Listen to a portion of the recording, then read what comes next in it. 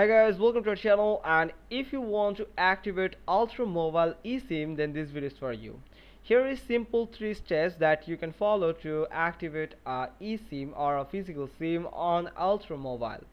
So first you just need to choose a plan or the SIM type. Like if you want a eSIM, then you have to select the eSIM and in the SIM type, and you have to choose a plan that are appropriate for you or you are comfortable with. Then you can just pay the amount, and after payment process you can just pay with that amount with your credit card or debit card or any online payment method. So you can actually there is a few online payment method available on Ultra Mobile, so you can just use it according to your location. After that, after completing the payment process, you can just activate your eSIM on your device. Follow the direction included in your SIM kit or a SIM kit to activate. Then decide whether to keep your number or get a new one.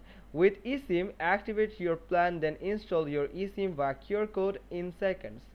Then you can just instantly connect with your eSIM and enjoy your service.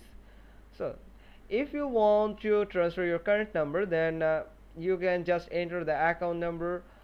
You have to give some following information like your account number information, account pin or transfer pin, then the billing zip code that are associated with your current number. So keep your current service active until you activate your Ultra SIM.